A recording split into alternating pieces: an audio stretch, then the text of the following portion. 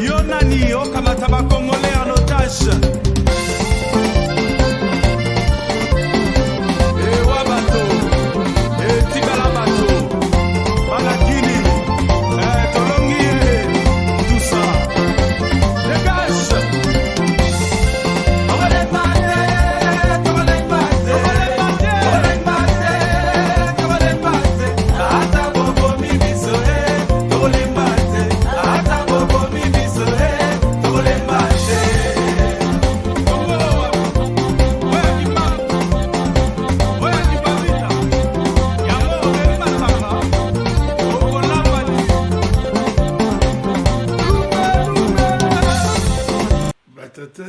Maman ba de Kobana ya Congo mbote lisusu na bino banso na ye lelo yo encore une fois kosolana bino par rapport à makambo ezoleka na Congo ndenge tolobaka tous les jours eh ben Congo mikolo miso mikoleka mboka eza kosombre mais lelo yo bien entendu na ko passer message à la population mais les gros il y a échange nangai, il y a masolo nangai, et zabongo na bato abenga na lopoto les hommes en uniforme. Obiso benga na lingala bato ya mapinga. Soko tolobi mapinga tolobaka forcément kaka ba militaire te. Quand nous disons mapinga, nous parlons aussi des policiers. Na elelo yo kosolana bino Kola kisabino que mayama koleka na mboka eza normalité. Mais surtout ce qui n'est pas normal, ezali silence avec lequel vous avez observé mayama koleka na mboka pe pour vendre kimia. Mais liboso tena kendako kokota na kati ya moboko ya lisolo na bino bato ya mapinga tika itana sa la bino moi illustration ya pensée par rapport na vie ya mikolo miso na vie quotidienne ndenge balobaka bon sima na yango na kozonga penza na fond ya pensée na ngai ya mokona lelo yo boyebi na kati ya ndako papa na mama balani baboti bana balakisi na miso ya bato bolingo la bango et chaque fois qui ba fête minene ya liti donc le siko ba fête ya bonne année voilà c'est même la période ya ko peut sa penser wana ça tombe bien d'ailleurs au comment na papa a copé sa maman mongo pour organiser Noël ya bana kolia bobi que Noël c'est surtout la fête en famille. Et on boit, on mange tous autour d'une table et tout ça. Et très souvent, c'est les papas qui sortent l'argent, qui donnent à la maman pour qu'on prépare repas à Mokoloana. Eh bien, les balles les Oumeli, toutes les années, c'est la répétition de la même chose. Et ça se passe bien, l'ambiance avec les enfants et tout ça. Et les grands bien. Mais bon, quand ça, Mokolo Mosusu, à l'occasion, il y a même fête, il y a Noël. Que fait le papa? Il va contacter la voisine. Voisine, il y a bino, il y a le pango, la bino. A quoi contacter voisine, la bino, et voilà. Parce qu'elle s'est plaganaye, parce qu'elle la trouve belle, on ne sait pas trop. La lingi Noël en balo, yondo yako préparé repas. Il y a Noël, nandako nangai. Et souvenez-vous que tant que papa a fait ça, mbongo ya Noël, on n'est pas na maman, a fait ça maman. Peut-être 75, 80, bah moi, mon sous, tu vas m'ouler, mon comme à $100. Après, si maman préparer repas à Noël. Mais papa, cette fois-là, a quelque préparé, que solana voisine, pour voisine, où t'es pas naïe. Aya ko lamba. Nandaku oyo ya bino, na barecho na bino, na banzungu na bino, mais yenda lambe la bino, bilo ka Noël. Papa qui est pas voisine, wana, a kamati $1,200. Après si voisine wana abikamata $1,200 yonde yaka kolamba biloko Noël ndako nanga moi sanga ko simbelo côté bana ko simbelo côté po yondo yebi kolamba Ben, la voisine, toute contente, parce qu'elle dit que 1200 wana, ce n'est pas tout l'argent qu'elle va utiliser pour la cosa repas wana. Donc, toute contente. Akena wenza somi biloko. Aye, na porte na bino. Toc, toc, toc. Oui, maman. Non, d'ailleurs, lamba biloko na bino à Noël. Papa na bino a payé $1200 pour la lamba biloko na bino à Noël. Ngam na lamba biloko à Noël wana. Bande ko na ngai. Est-ce que bokanisi penza na ndenge boyebeli mokili oyo? Bokanisi ke mama wana na mama oyo bakoyokana ye akota na ndako na mbongo ya papa na bango akota na ndako aya kolamba bango batalaka ye na mama na bana bakotisa papa wa mama wana ya kolamba biloko na ndako wana. Eloko nini esali que sans explication aucune papa akamata mbongo et sans raison valable akende kopesa. Et pourtant bambula nyonso avandi na libala moto ya lambelaka ye asukolaka pe arepasaka bilamba na ye kaka mama wana. Bato bapesaka ye appui. Bonjour papa, comment tu vas, tout ça. Kaka bana na ye. Mais cette fois-là, a négligé na bana na ye, na mwasi na ye, ake kozwa voisine aya kolamba. Motune yali, est-ce que bokanisi penza que mama wana akotika voisine wana contre na ndako na ye, a utilisé banzungu na ye, a utilisé ba recho na ye, ba ustensile na ye nyonso pour alamba biloko ya Noël pour bango batala mesa balia. Ekosalema te. Pourquoi ekosalema te? Parce que wana ezali injure oyo papa a infligé na maman vis-à-vis à voisine, vis-à-vis à mokili, pour dire oyebi kolamba te, tala moto oyebi kolamba de voisin na yo, yango na keko kamata ye, aya lelo yo Noël lelo ye muta kolamba, potolia bien ye muta kolamba. Batata ba mama bandeko na ngai bato ya mapinga. Na kopesa bino information moko te. Pamba te bino banso boyebi que commandant suprême Nabino, je dis bien commandant suprême Nabino entre guillemets président de la République à côté ici ba militaire rwandais na ba militaire ougandais na Congo. Na militaire rwandais hein bazo ko sabela ba policier non. Balati bango tenu ya ba policier. Mais baza ba policier te. Balati si bango tenu ya ba policier. Ba bengi bango ba policier. Mais baza ba policier te. Baza bango ba militaire. Ba koti na territoire pour ba ko sa nini, ba ko sécuriser Ituri, ba ko sécuriser Nord Kivu. Bande ko ngai bato mapinga. Ndé na autokroba tout à l'heure, oyo ezali injure, oyo chef de l'État a infligé bino en disant vous êtes une bande d'incapables qu'il ne peut pas compter sur vous.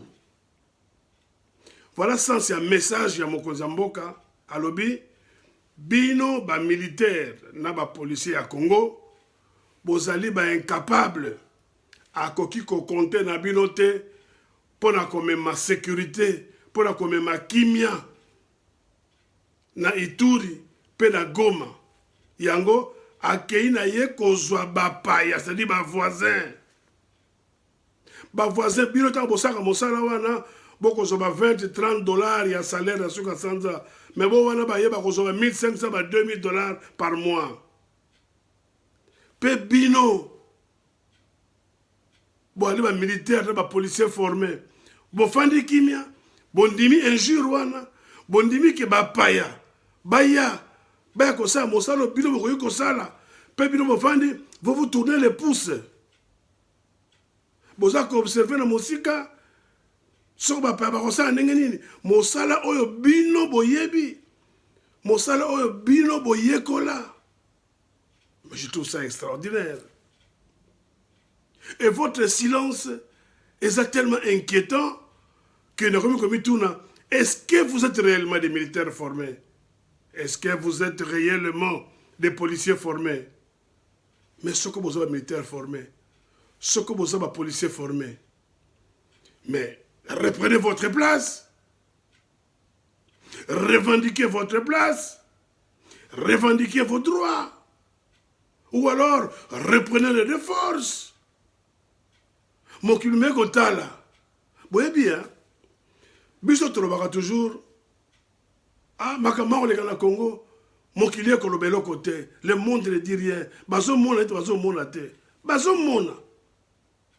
Mais, baza ko observer, bino moko bana mboka, comment est-ce que vous réagissez? Oyebi, Toboyebi Tango, Moboule Zakana, apartheid en Afrique du Sud. Il y avait un leader sud-africain, Steph Biko. Eh bien, Steph Biko a mis à penser Moko, après avoir observé Bandekonaye, qu'observé Bateau qui a agressé par oppresseur, à lobby, l'arme la plus efficace entre les mains de l'oppresseur, eh bien, c'est la mentalité de l'opprimé. C'est-à-dire, arme ya makasi, oyo mopaya asimbi, o azako dondo nango liko na biso, et ali mentalité na biso to ezaleli na biso. Mopaya comprendre que, ata abeti fimbo na gauche, to boujakate, abeti na droite, to boujakate, alors il se permet d'aller au-delà ya fimbo. Mais, eloko nini bolingi basala na Congo wana, parce que na ba civil basi basali nyonso oyo bazaki na posa ya kosala.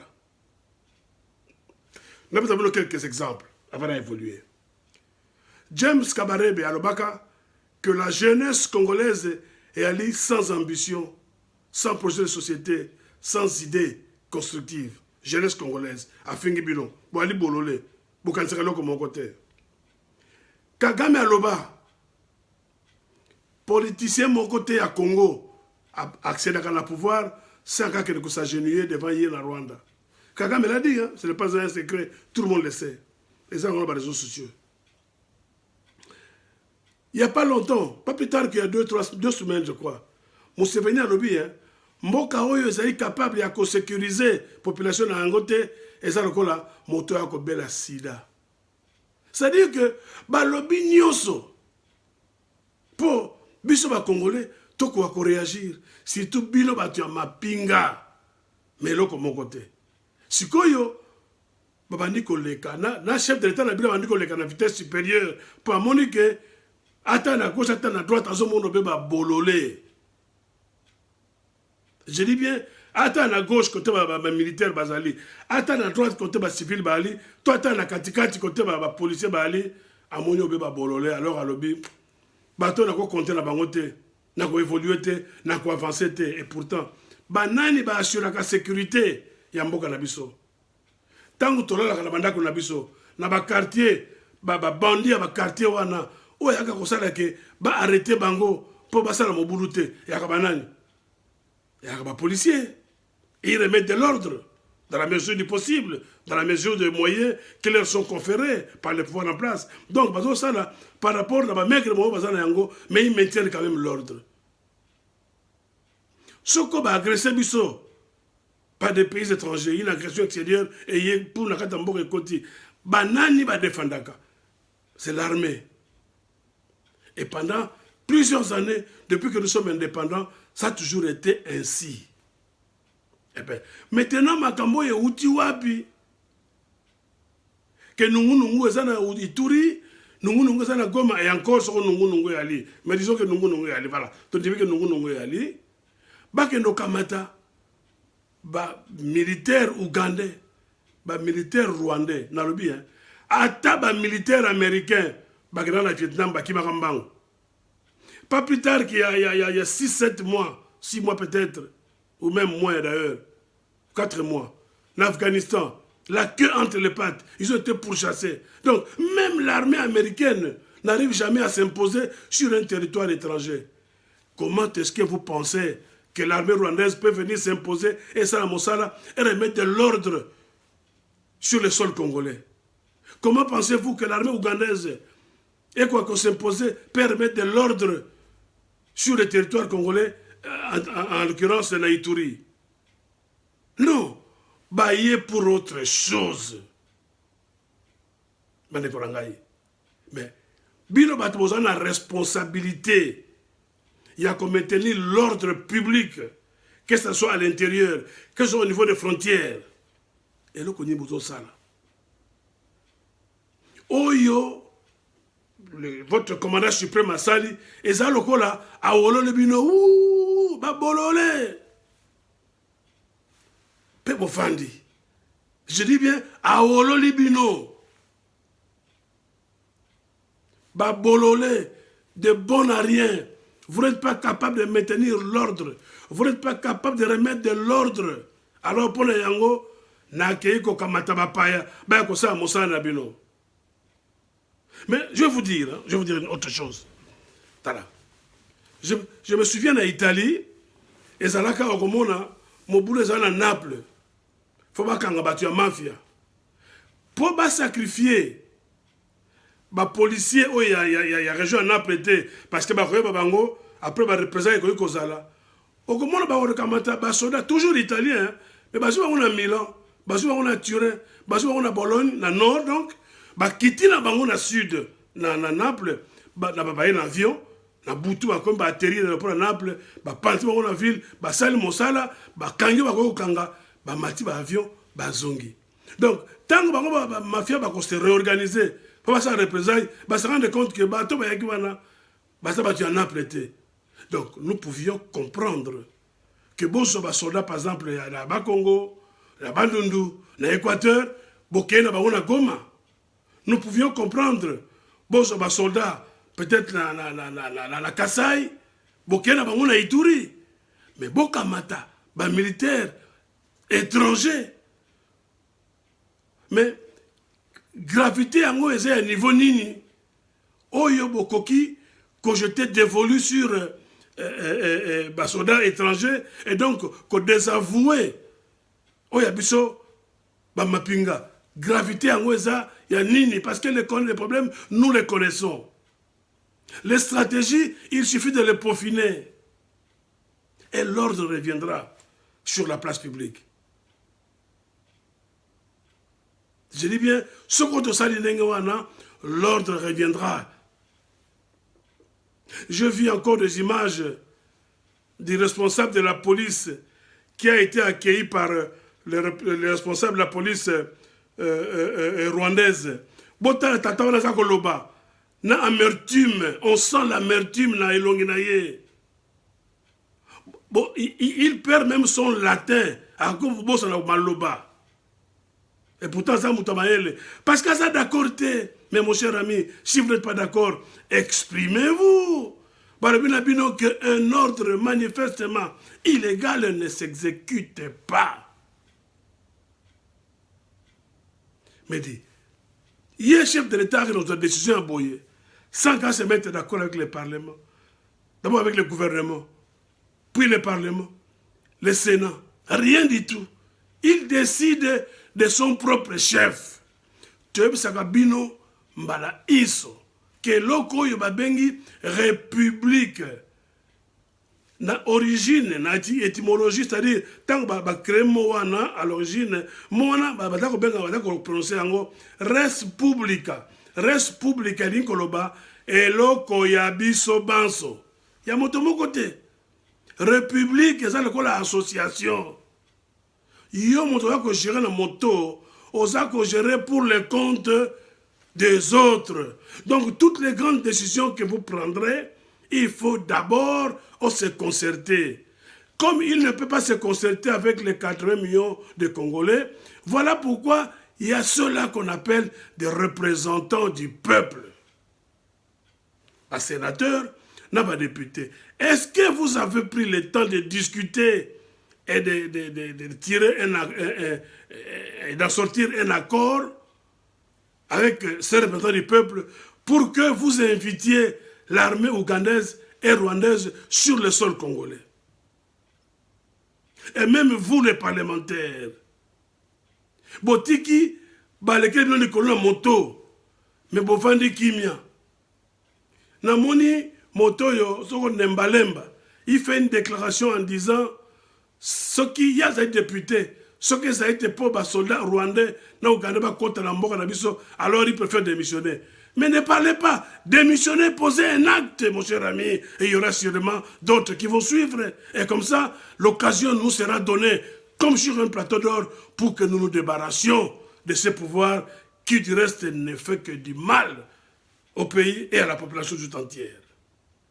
L'occasion vous est donnée, le plat vous est servi sur un plateau d'or. Eh bien, ne faites pas de promesses. Ne dites pas ce que ça n'est pas, mais ça déjà n'est pas. C'est déjà ça, ce qui se passe en ce moment. C'est déjà un désaveu. Il y a Arben Abisso, Oyo, soi-disant commandant suprême à Outiko Sala. Ndenge n'a tout à l'heure, à Wololi, militaire Nabisso, Père Lebina Bango, Boza Bato Pamba. Vous ne valez rien du tout. Voilà pourquoi j'ai décidé d'aller prendre des militaires étrangers, à côté à ordre, Nambokananga, parce que Bino, depuis des années, Bozo Sa est l'autre côté, et pourtant, Toyebi. Pour au niveau, nous, population, nous le savons. Nous savons quel est le rôle qu'a joué le gouvernement précédent qui a Chilombo. Et nous savons aujourd'hui quel est le rôle pire pouvoir à Chilombo qu'on jouer par rapport à Maïma Galamboka. Et vous, les militaires, vous n'êtes pas en reste. Parce que vous allez bateau, vous allez Mikolo, vous êtes parents, vous êtes des responsables. Bon, il y a bien que ce que tout le monde est ici la carte, parce qu'il y a une complicité. Bon, là, un militaire congolais, comme j'ai dit tout à l'heure, avec des guerres, bah, faut 30, 40, 50 dollars. Bah, militaire, il y a armée à Monisco, bah, ça va 2000. Bah, 1 milliard de dollars chaque année, bah, 1 milliard. Donc, imaginez les salaires d'un militaire au Baye pour le compte de la Monisco. Mais avec quel résultat? Fiasco. Quel résultat? Fiasco. Et pourtant, nos militaires qui travaillent dans des conditions difficiles, je dis bien, dans des conditions, j'irai même plus loin pour dire, dans des conditions inacceptables. Mais ça quoi arriver à Kosala, Kosala. Le peu Kosala, ça Kosala yango. Mais pour gagner combien? 30, 40, 50, 60, 80 dollars, 100 dollars. Ceux qui ne font rien, qui sont au Congo depuis plus de 15 ans, 1 milliard. Donc, les militaires, 2000 dollars, 2500 dollars, pour rien comme ça. Les militaires rwandais, quand la Congo, 1000, 1500, 1600. Binoba Namboka, 100 dollars. Et vous êtes là, les bras croisés. Mais attendez, et qu'est-ce que vous faites? Vous voulez vous rançonner la population? Mais elle n'y est pour rien. Elle n'y est pour rien. Moto yobino fobo, pour rançonner. Moto bino, il faut télémer là. C'est soi-disant commandant suprême. C'est lui qui s'est fait appeler commandant suprême. Yende, il faut télémer là. Bota la sikoyo, comme Soko et Kokakite. Aouti, Kozoba voisin. Pour ça, Moussana Bino. Ndela cette illustration à penser nangai. Papa qui est moi je suis voisine Nabino. Pour y avoir Bino quand Noël l'attendait. Alors que pendant tout le temps, il y a fait na maman mtalambaka bana basunga ka maman pour passer à misala ndaku ko passer bilamba papa ko bongsa ndaku ko lamba ba kamnyoso. Mais comme Noël wana non, yo le sous-souté na so voisine baloyo allez et là on a payé 100 dollars pour lamba, kuna la payé 1200 dollars. Et si tu as commis en Gowana, il y a un tour qui m'a est-ce que maman est voisine? À côté de la lamba, à côté de la porte, n'a pas de la sauce naé, bangoulou naé, bantabanaé, à Golamba, la maréchale maman wana. Mais la méthode sur Baroulé, c'est bloqué à mon besouté. Mais bon, bilo bande kolangai. Botiki ba Rwandais, ba soldat Rwandais ba côte. Botiki ba soldat, pour les banga bango, bokasi ba soldat n'engenine. N'a pas si bino l'armée américaine, ba na bango mba au Vietnam. L'armée américaine, l'Afghanistan, il n'y a pas longtemps, il y a peut-être 4 mois. Bon, l'armée rwandaise de l'Okonine. Bon, si on a un exploit, il y a l'armée rwandaise de Païwap. Nous avons des militaires bien formés dans le Congo. Nous pouvons faire échec. L'armée rwandaise, boyebi, bambouza mabe bakambasala. Boyebi baouma, ce qu'ils ont fait. Boyebi Mamadou Ndala, ce qu'ils ont infligé. na ba armée wana. Boye bien ou bien. Et alors, qu'est-ce qui a changé? Qu'est-ce qui manque pour Binope? Bon, ça la même chose. En tout cas, on a quoi comme j'espère que dans Mikoloyo, avant de fêter à Waboué, beaucoup ça est là comme pour la kisa na mokili kerelo bozali parce que mokili bazoloba que ba Congolais bazolinga tolo la bango mais bango moko ba kondima yo yela bango bazo bouger te bon je to contre la bango ndenge nini to contre la bango ndenge nini et ça le cola pour la silisa et ça le cola droit balobaka toutes les infractions que vous commettre l'État le ministère public peut s'en saisir d'office au Yibi, au Bomi Mouto Saliboye, plein de à la tête, ce que magistrat qui sont au PJ, il peut s'en saisir. Mais il y a deux infractions au ministère public a pu se saisir dans Yangote. Babengi, griffellerie, c'est-à-dire qu'il y a un biloko bateau, alors qu'on a un bon foutate, il y a un motosar dans le restaurant, au conseil de côté, il faut tout le patron. Patron, vous avez bon, vous se conseillez, ça, ou bien, vous avez un sala.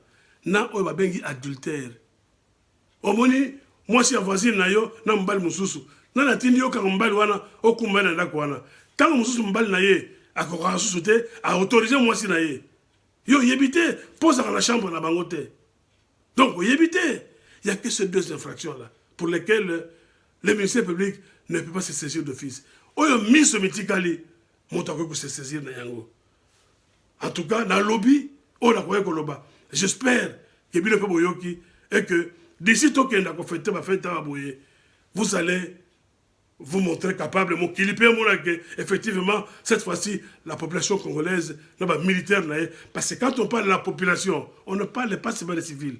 Dans la population, dans le monde peuple, na militaire, na civil, na policier, na agent d'enseignement, tout le monde est dedans. Montomoko a longue azalité. Voilà. Je suis désolé, mais ça m'énerve tellement ce qui se passe que j'étais obligé, pour bien les hommes en uniforme, pour comprendre que les temps ne sont plus ce qu'ils étaient. Batouana, à la vitesse supérieure, plan à bango, eh bien, na moi, et carrément que tu as fait échec pour que tu récupères souveraineté na biso. Batata mamandeko, on a tonga elo yango wana, na pesi bino mbote, pe na bino ingeta.